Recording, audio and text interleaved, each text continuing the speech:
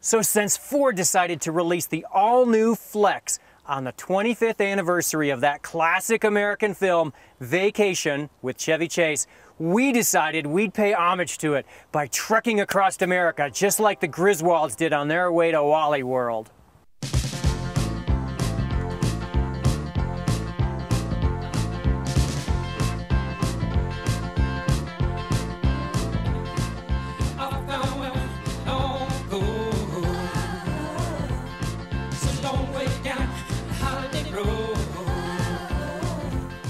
Ford has done a terrific job with the chassis calibration. The Flex is incredibly soothing to drive. It's pillowy soft, but it's got enough starch in its trousers to handle on a back road. The steering's got decent feel for what it is, and the brakes are linear and firm. The power plant, I would say, is merely adequate.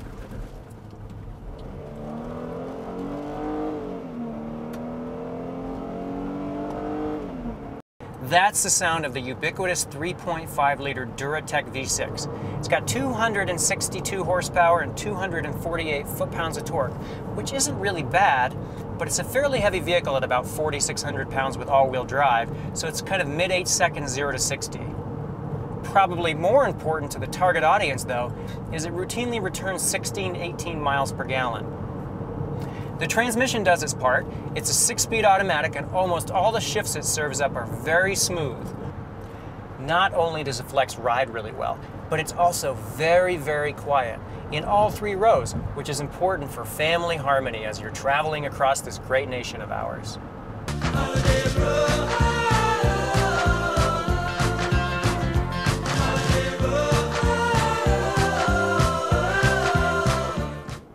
The interior strikes me as a bit of mid-century modern architecture.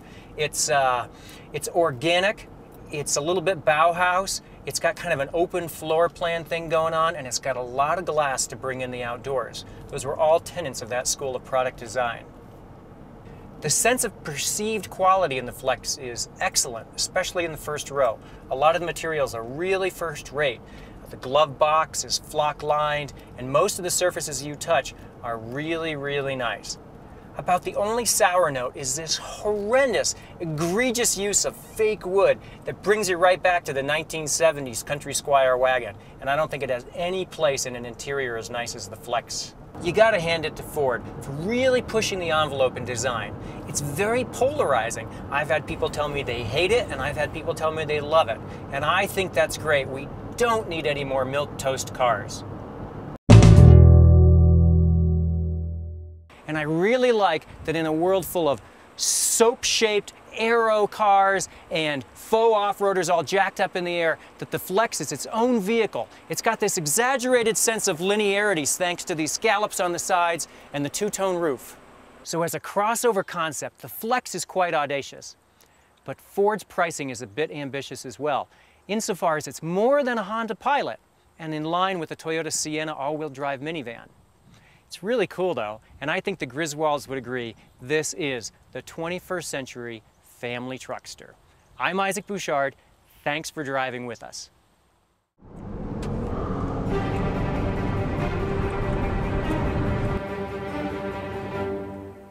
Oh no, what'd I do now? Is there a problem, officer? Get out of the car now.